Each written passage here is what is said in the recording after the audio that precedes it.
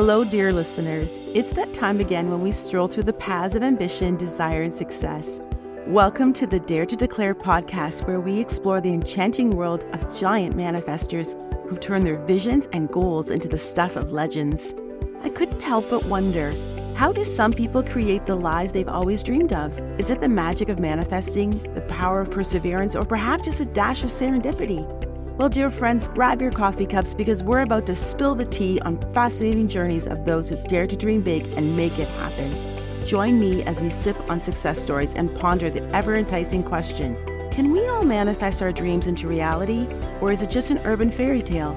I'm your host, Debbie Sluice, and I'm here to guide you through the labyrinth of achievement with heart and soul. Ready to dare to declare? Let's get started. I'm super excited to have Bob Proctor here today. And a little bit about him is that for close to 30 years, Brian had the privilege of working alongside his father as he taught from some of the world's largest stages. And for 60 years, they were best friends, his father being Bob Proctor. So while working with his dad, Brian found his niche in marketing and business development. In the very early years of the internet, Brian originated a powerful idea to build an email list while creating value, which morphed into a massive worldwide platform for his father to share his teachings. Brian attributes his success to all the lessons he's learned over the years from his father. And today, Brian enjoys his role as co-founder of Kelly Proctor Co. LLC, an organization created with his wife, Corey Kelly Proctor, whose mission is to empower people to live their best life by leaning into simple yet profound strategies. Welcome, Brian. Thank you very much, Debbie. It's really nice to be here with you. Amazing. So I just finished your book, as in last night. I was planning to, as we talked earlier, I was halfway through, and then I wanted to get to the vision board chapter, which I'd love to talk to you about, but I couldn't put it down, and I wanted I finished it all the way through. So for those of you who don't know, Brian has written the book called My Father Knew the Secret, Growing Up with Bob Proctor. So my first question is, what prompted you to write this book? Well, you know what, Debbie? It was probably 4 years ago. I started to write the book, and I was talking with my wife, and I said to her, I said, Corey, Dad always says we've all got a book in us. And I said, I felt like I really had an urge to write something. I had something I thought I could share with the world, and I wasn't quite sure where I would go with it. And Corey just said to me, she says, Brian, what is that one question you get at every seminar you're ever at? Is what is it like being Bob Proctor's son? And so it just kind of all made sense. So I thought, well, I can write about all the lessons, all the things I've learned from my father over the years, right, from when I was a young boy. And so I started writing it. And I started writing when my father was alive. And we had a lot of fun around it. We would often be on the phone with each other at 5 a.m. and I would share with him a couple of passages that I wrote, and he really liked it. And then he would give me more information on a couple of things, maybe from when I was younger, of what we were doing and what was happening. And it was a great process. So that's how it started to come to be. I didn't finish the book until after he was gone, as you can tell by if you obviously you've read the book. And the crazy part is I didn't even have the title of the book before he was gone. And when I was working on it, I kept telling him different titles I was thinking of. And it was so funny. He just kept saying to me, he said, Brian, take your time with it. Take your time. The right title will come to you when it's supposed to, and you'll feel it. And it was almost as if I think he knew he wasn't going to be here. But the title of the book, interestingly enough, I'm kind of going off on your question a little bit, but the title of the book came to me in the middle of the night, and I was having a vivid dream of my father. This is after he passed away. And I woke up at 3 a.m. and that title, My Father Knew the Secret, was in my head. And it was so clear, and it felt so right. For those of you that don't know, my father was really a pioneer in the personal development industry. And he had worked really, really hard for most of his life and always did well, but was never in enormous circles. And when the movie The Secret came out, that's what really propelled him to a whole other level. That's when he got on Larry King Live, Ellen DeGeneres, Dateline, lots of shows, and who Bob Proctor was became more of a worldwide thing. Well, he wasn't 72. He was 72 years old when that came out, which is amazing. So, when you think about that. But anyway, so that movie was a big part of what propelled him to where he was, before he passed. And it all felt right with that title. It felt good. And that's really how everything came to be. That's amazing. That's so inspiring. And especially when I hear about his age, I work with people, I'm in my 50s, and, I consider I'm in my encore career. Hmm. And, there are people that it's like, I don't know, they just feel like they're on the, the decline. And I'm like, wait, there's so many amazing people like your dad and yourself. So I'm curious, I'm kind of skipping around here a little bit, kind of going to the end, but I would love to hear what is it up for you? Like, what is it that that you're excited about that is in your encore? Because there's so many amazing things in this book that you've done, you've Hmm. accomplished in real estate, and you've moved in and lived in different places. So I'm curious, in taking the example of your dad, what's next for you? Well, this is the thing. I mean, I'm in my 60s, and quite frankly, Debbie, I'm reinventing my life right now.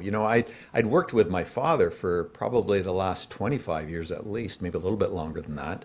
Um, and so for me, this is a whole new reinvention. And I'm working on some programs and doing some different things that will really keep getting the word out about who my father was, what his message was, and how it can impact every individual. I really think it's an important message to get out there. I think we're all capable of doing so much more. And as you mentioned, age has nothing to do with it. And so really, I'm all about just delivering the message of who my father was, not as the speaker, Bob Proctor, but really as a father, and how he helped me live a better life. I often say, Dad didn't give me anything, but he gave me everything. And that's really what I'm doing now is I'm sharing all the things that he taught me that has enabled me to live a great life, living where I want to live, how I want to live. And I know by sharing that message, I can help a lot of other people in the world live the way that they really want to live. So, yeah, I'm opening up to a whole new thing now. So it's never ending. And my father he was 87 years old when he passed away, and retirement was never on his horizon. He was always about helping the world, helping people live a better life. And I wouldn't say I'm following in his footsteps, but I am carrying on that message. Most definitely. Yeah, it's a beautiful legacy. And what I really appreciated about your book is there's a part in the book where you talk about your dad wanting you and a few other key people to the left of the stage, I believe it was, like at a Mhm. table, just so he could make eye contact and when he needed just to rest in between. And I feel like this book is like that view, that bird's eye view, like that view from that table onto the stage, which is not quite backstage, but sort of it's just like we're looking through your lens of him being your father. And what I really love is how you also go back and forth from, the 70s, 80s, and then up to the present. Mhm. And I love the story that you share about your dad as well as he's passing and how he's, making connections with people that were even caring for him, using their name and those kind of beautiful things. And then also the nuggets that you're dropping of the quotes and the meaning that he made of life and how you intersperse all of that throughout the book is really beautiful. So I'm Well, curious, did you feel like being Bob Proctor's son that there was a certain expectation on your shoulders? And the reason I'm asking that is I'm a pastor's kid, like a PK. So my dad was a minister, my grandfather's a minister, and I know I have friends whose dads were principals of high schools. I can only imagine, having Bob Proctor as your son. What did you feel sort of some of this yoke of responsibility? I'm curious. it's funny. I really didn't. And it might that answer might be different for my brother and my sister. However, I'm the one that ended up working with him for all those years, and he never put that pressure on me in that kind of way. Never felt that I had to follow him and do what he did. He allowed me to really be the best version of me, and he allowed me to apply my skills in whatever way I felt would help the company and get his message out. So it was a kind of a unique gift that he didn't propel that on me. I didn't feel that obligation that, hey, I'm Bob Proctor's son. I've got to be all of this. No, it was really just let me be the best version of me, and where can I contribute, and how can I make a difference in the world? So it was kind of interesting that way. There was no crazy expectations. If there's any expectations, I might feel them a little more now that he's gone, which is interesting. Um, but again, those are self-inflicted, not through outside sources. And what can you tell us a little bit more about that? Like, what do you think that those expectations might be? Well, really, I mean, for me, the expectations I'm putting on myself is to deliver his message. Really share with the world how we're all capable of being a better person, doing better things.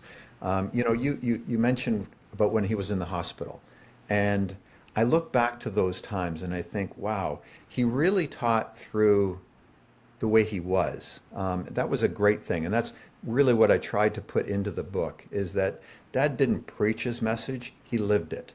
And when he was in that hospital room, I can think back to sitting in the ICU with him for hours upon hours, and he was not in a good place at that time. Yet he was still always really careful about how he treated people around him. He never let whatever was going on in him and in his life affect how he treated those around him. That was a really great thing to learn. And I go back to one situation, I think of a nurse that was in there, and he had already had a few IVs in him, and she needed to get another one in, and she was poking and prodding, and she could not find a vein. Dad was not doing well, and most people in that situation is going to get a little cranky and maybe snap at the nurse. Well, you could feel the anxiety in the nurse as she was poking and prodding on him.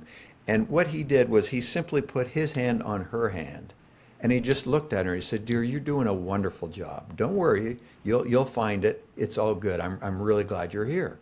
And he made her feel special in that moment. That was a really nice thing. Well, he took all of her anxiety away, and it was like the next instant she got the vein. It was amazing how that worked. And Dad had always said that a pro is at their best regardless. Doesn't matter. He'd never let outside circumstances dictate or force him to do things in a certain way. He was always trying to be the best version of himself. And that's one thing I share in the book. I share in the beginning and at the very end is what would happen in our life if we're the best version of ourselves every single day. My gosh, think about that. If every day, it's not to say that one day to the next is going to be a little bit different, but if we actively work at being the best version of ourselves, my gosh, Debbie, in a matter of a few months, our life will be completely different and our relationships will be different. Everybody around us will look at us differently. And quite frankly, our results will really start to increase because we are doing the best we can in the present moment. And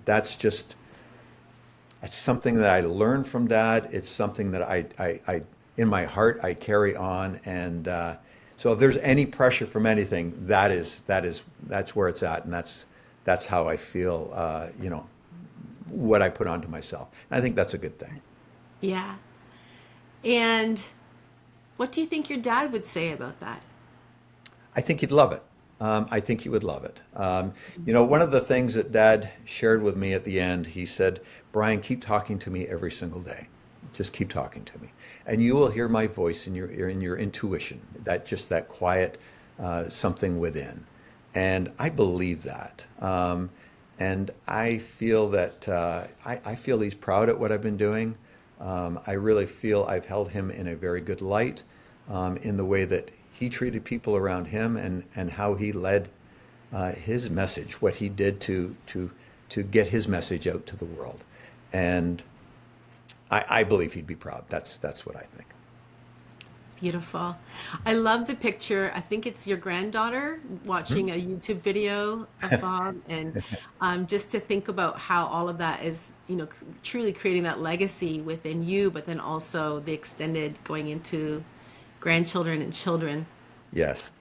I love the story that it demonstrated how, yes, you worked with him, but yet you're different. And it was about when you were living, I think, on the West Coast, Hmm. and you went out in a canoe, and you were trapping shrimp, Hmm. right? Yeah, Yep. prawns. And so, would you share that story here about the final piece where you got caught in the storm? And it feels like I was thinking about stories of manifestation in your book, and even that feels like a miracle, and it feels like a manifestation. Again, I don't want to give it away, so would you share that story? Sure. Yeah. Well, one of the things that Dad had always taught me, he says, if you are at peace with yourself and in the way you treat the world, you can almost become one with nature. And this is a great, example of that. So, as you mentioned, I was trapping shrimp or prawns, they call them here. And I had set the traps out one day and it was getting really stormy and windy. And when I picked the traps up and went to put them back in, fog had kind of come in and I couldn't tell exactly where I was. I was in a canoe, so I had to be careful that I didn't flip. And I dropped the traps. Well, I was obviously in way deeper water than I thought I was, and the traps kept going, the rope kept going out, and at the end, the buoy is supposed to sit at the top and just float and let you know where things are so you can pick them up. Well, it hit the end of the rope, pulled the buoy over, and it went underwater. It was gone. So I thought, oh, I probably lost that. Anyways, I had to get back in because it was too rough. Things were blowing in, and it was probably a week later before things actually calmed down. And I went out and I started looking for these traps. I rigged up a pole with a hook. I thought if I can find this buoy, I can get them up. And when I'm out paddling around, there was always this one seal that had always come out with me when I was there. There was a few seals around, but this one in particular, there's certain facial markings. I always recognized them. And this seal was always watching me. It was kind of cool. It was a fun experience. Well, that day when I'm back out looking for this, the seal is out there with me. And he's swimming around, he's looking at me, and it was all nice. It was a beautiful day. I could not find the traps for the life of me. I looked everywhere, and I was probably out there for close to 2 hours. So I finally gave up, and I started to paddle back into shore. And as I paddled into shore, the seal started swimming out. And as I got really close to shore, the seal started to bark, which was kind of unusual. Once in a while it would do something like that, but not this way. It was barking pretty insistently. And then it started to swim in circles. That was really weird. I was kind of pulling the canoe out of the water, and it was really swimming in circles and barking loud, but way out there. And so I listened to my intuition. We talk about intuition. I thought, gosh, maybe the seal is telling me something. I should go out. So I got back in the canoe and I paddled out to where the seal was. And it was way further out than I would have ever put the traps. This seal was swimming around where the traps was. And the buoy was right there. It was about 6 feet under the surface. And it was probably one of the coolest nature experiences I've ever had, Debbie. And I'll never forget it. It was a pretty special moment with nature, that's for sure. I loved how you told the story in the book. I could literally see it, and and being called the seal whisperer after that. I mean, I'm sure your neighbors were all impressed with your connection to nature. And then what I really loved was you said that your father came to visit you, and even though he was a luxury hotel, back seat of the car kind of gentleman, Yeah, he appreciated your rustic accommodations for you, right. and was there with you. And I just thought that was really a beautiful peek into your relationship with your father and the respect that you had for each other. Well, that was a really nice thing about him. He never injected the way he thought I should live onto me. Yes, he liked to live in beautiful hotels and a beautiful house, and I love living in a beautiful house. Don't get me wrong, but we had different values that way, and he never projected that onto me. He always encouraged me to live the way I wanted to live, and do the things that I wanted to do, and that was a great thing. And I've learned to do that with my own kids. Sometimes my own kids are doing things that, gosh, that's not something I would do.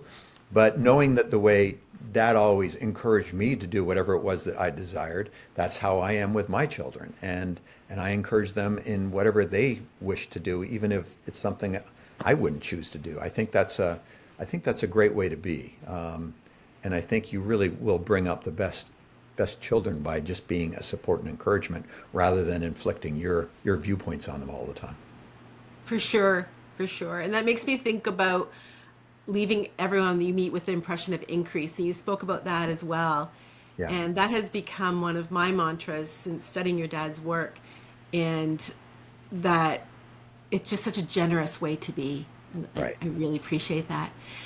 I'd like to ask you a question because I know, and this is how I think I found you and saw what you put on your post that you have a vision board. Yes. And so then to my, delight and surprise, you have a chapter dedicated to visioning. And in fact, even the Power Life script, I saw that as well as an extension to the vision board.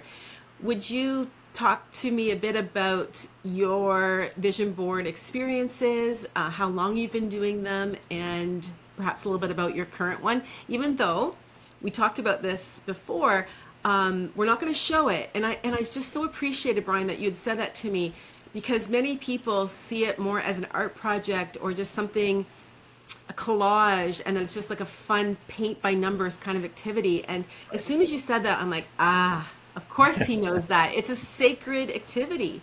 It's like you're opening your mind and your heart and on display. And it's truly just for you, not for this audience. But whatever you would be open to share, I'm sure people would appreciate hearing your take on creating a vision and vision boards. Sure. Well, here was the cool thing that I really liked when you reached out, the fact that you specialize in this area. I just thought that was a great thing, Debbie. I think so many people underrate what a vision board is, and they don't give it enough merit. I've been using vision boards for years, and I'm a big believer in them. We talk about the power of visualization and all these things to become a success in life. Well, a vision board is just basically putting all of your dreams, all of your hopes, all of your wishes into a place that you can look at every day. I did mine in such a way that, I would have my main goal, whatever the big thing I was really driving for, and then I have images of all kinds of other things I want in my life, whether it be cars, boats, homes, vacations, whatever that may be. I put them in there. In the past, I've had things like, six pack abs. And I can remember one thing that was really meaningful to me that I had on the vision board for quite a while. And that was an image of a mortgage with fire being burned. And having like a mortgage burning party that I'm have no mortgage any longer. I would use all kinds of images that for me resonated, that felt good, and have it in a place that I could look at all the time. I like to frame mine. I like to make it like it's a piece of art, and I put a proper frame around it. I think for me that's important. And I used to have it in my bedroom. So it'd be the first thing I'd see when I wake up in the morning and the last thing I'd see at night when I went to bed. Well, it seems I'm spending a lot more time in the office lately. As you saw in that one post, I guess maybe a month ago now, I moved it and I set it right here in front of my desk. And so I have it here that I can see it all the time. And it is, I'll tell you where my take on the whole thing is. Number one, the experience of putting it together, it's like a little art class. It takes me back to childhood almost when I was doing it. But what you're doing is you're picking images that resonate in your heart. And you're putting it all up there in a way that every time you look at it, you're just putting that vision, you're cementing it into your subconscious mind. That's the important thing. You're making it a part of who you are. And I can tell you with all certainty that if you make a vision board and you really stare at it all the time, you keep looking at it, and then you start taking action towards these things, you will achieve everything that's on that board. I've had many boards over the years, and I can tell you I have achieved everything that has been on my vision board. Now, there's maybe been a couple of things that I've taken off the board because I decided that's not what I want in my life, but I never took them off because I didn't get it in my life.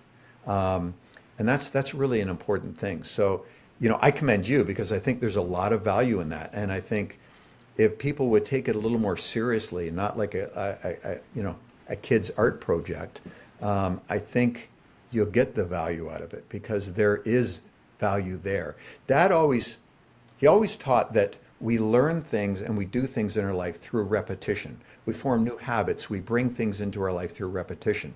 A vision board is really that. It's repetitively looking at specific images that really resonate with where you want to be. And that when the movie The Secret came out, the one thing that it did was really talked about you need to create a vision of what you want your life to be. The other thing that it didn't really cover is that we need to step out and take action.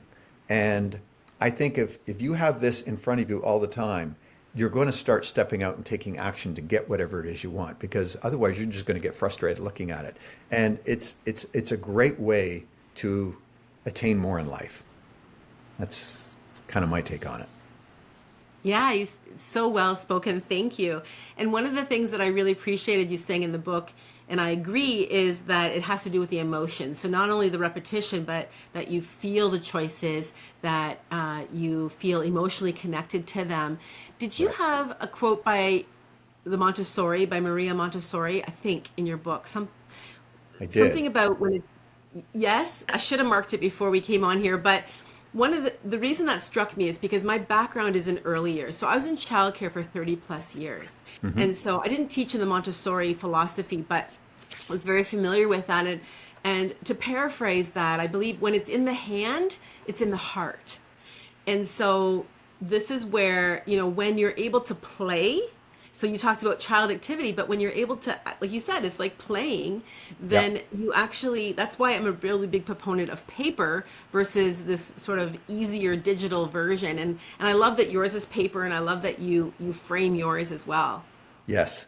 I'm looking for that quote as we're speaking I because, know I should have uh, marked it, but it's something to do with Montessori, Maria Montessori, or yeah, I think yeah. there. You also talked about manifesting your dream car. Now, do you still have your Austin? Is it Healy Yes, 3000? Austin Healy. Yeah, do you want me to tell that little story? I'd love that. Yeah. Okay, it's kind of a fun story. So, I don't know why, but I have always had a thing for Austin Healys, an Austin Healey 3000. They were a car that was made in the early 60s in England, little convertible sports car. I'd seen quite a few, and I always thought they were a cool looking car. They sounded great. I saw some at some old car shows and things. So when I was building a vision board several years ago, I put an Austin Healey on the vision board. Again, it wasn't my main goal, but it was something that I wanted in my life. So I had it there on my vision board. Well, back in 2016, Dad was being honored at Carnegie Hall in New York City for all the work that he had done over his lifetime. So I thought, well, I'm going to go into New York City and see this. I thought that'd be fun. And there was a website that I'd followed for years of a place in New York City, Cooper Classic Cars. And they always had quality cars that were, collector cars, old Ferraris, Jaguars, Austin Healey's, Porsches, and they were always in concourse quality condition, like as the day they rolled out of the factory. So I thought, I'm going to go into New York a couple of days early, and I'm going to go down and check this place out. So I went down there, and it was closed. And I thought, oh, that kind of sucks. It was a Saturday, probably midday. So there was an intercom button. I pressed it, and the fellow said, "Well, I'm sorry, we're only open by appointment only. It's not a showroom that anybody can walk into." And so I explained to him that I'd been following their site for a few years, and I'd be kind of interested to see what they had.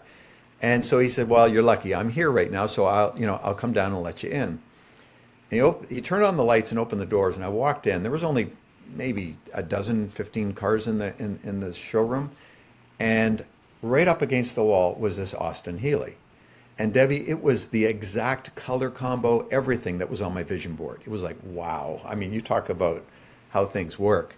And I looked at that car and I thought, wow, this was on my vision board. And I think just the action of going down and checking this thing out was something in itself. But I started talking to him, and it was a pretty high price because this car, I mean, you could eat off the engine. It was like better than new. It was in immaculate condition. And it was a 1962 model. And I'm looking at it and I'm thinking, wow, this is really cool, but boy, it's a lot of money. I've got a house I'm working on renovating. And I just couldn't justify spending what I needed to spend to get that car at that moment. And so I had my poker face and I said, well, let me think about it. And I left. And I walked out of there. Well, at that time, I was about to turn 55 years old. And no particular reason, 55 has been my favorite number forever. And I wasn't doing anything special for that birthday. And I thought, God, I need to do something that would remind me of this birthday forever. And all of a sudden it hit me. I thought, God, it'd be kind of cool to buy this car as a 55th birthday present to myself.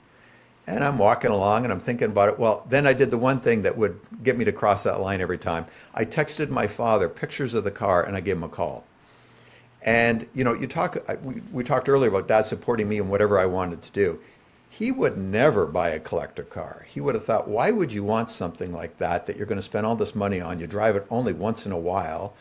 But he never inflicted that on me. He said to me, Brian, is that something you really want? I said, yeah, it really is, but I've got this to do and that to do.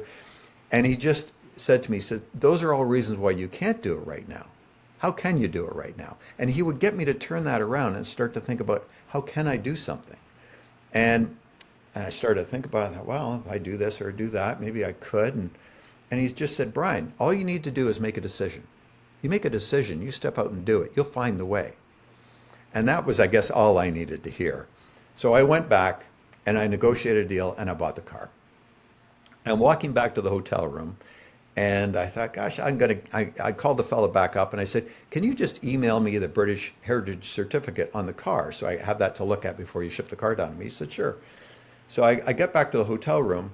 Well, Debbie, I open up this email, and here's the crazy thing. You talk about the law of attraction and the power of a vision board. So number one, I've got the car that is exactly like a car I had had on my board for probably 4 or 5 years. Was never a main goal, so it wasn't something I drove after. But here is something I brought into my life. Well, I said I bought it as a 55th birthday present to myself. Well, here's the crazy thing. I was born December 8th, 1961. The car is a 1962. But I opened up the heritage certificate on the car. The car started to be built on December 8th, 1961, the actual day I was born. I mean, you cannot make that stuff up. So it's, you want to talk about the power of these things. I think that story kind of holds true right there. It's amazing. And don't you love when those things happen? It's like the goosebumps, like the hair stands up on Totally. your arm. And you know when it's a manifestation when you say, I can't make this stuff up. Like it's just, it's unexplainable. And yet it is explainable because it's through manifestation. So awesome, awesome story. So let's, let's wrap it up. And because what I'd love to hear, and if you would share, is there a particular mantra, some nugget of wisdom that you have from your dad that you walk in? And again, I don't know if it's just one, but something that really stands out for you that you walk in every day that, as you said, you can hear his voice. Is there something like that you could share? There's a couple of things, but probably the big one is something that you had mentioned earlier that we just kind of passed through, and that was the impression of increase. Something Dad had always taught me. He says, if you can leave everybody with what he'd like to call the impression of increase, you're going to live a better life. And what that is, I'll just simply do it without going through a long story around it, is simply put, is leaving everybody that you come in contact with feeling better because they came in contact with you that day. If you can do that with everybody you're in front of, make them feel special, make them feel seen and heard, you're going to make friends easily. You're going to get on in the world in a great way, and you will have all kinds of people that will help you along the way because you've made them feel special. My father was a master at that. You would see him at the seminars. He'd come down off the stage and he'd put his hand on somebody's shoulder and he would talk to them. There'd be a crowd of 1,000 people in the room, but he would be right in and talking to that one person, and he was present for that one person. He was giving the impression of increase to that one person. It's just a way of being. And if we can treat everybody that way, make them feel better because they came in contact with you, and it's easy to do. It can be a simple compliment, or it can be a simple thing as asking meaningful questions and listening and really taking in what they're all about. That's probably one of the biggest things I think I've learned from Dad. I learned that at a very young age. I see my own kids doing it. And it's a great way of being. That's how Dad was with that nurse in the hospital. It's the way he treated everybody around him. He always tried to make them feel special, make them feel seen and heard. And if we can do that, that's a pretty special thing, Debbie. Absolutely. And I have felt through this as you speak. I can feel him here, his presence here, and my vibration is higher. And I hope all those that are hearing this feel the same. And so, how can they get a hold of you, Brian? How can they purchase your book and follow your work? What's the best way for people to get in touch with you? The easiest way to get in touch with me is just go to brianproctor.com. There's a link there that you can buy the book. The book is called My Father Knew the Secret. And if you don't even want to go to my site, just go to Amazon. My Father Knew the Secret. But if you go to my site, you can order the book there in whatever country you're in. There's some extra bonuses that I provide with that. And that'll give you everything you need right there. Amazing. Well, thank you so much for this very first interview here as launching this Dare to Declare podcast. I'm so glad it was you, and wishing you so many blessings as you carry on your dad's work. Well, thank you very much, Debbie. I really appreciate being here. I love what you're doing, and I wish you the best of days today. Thank you.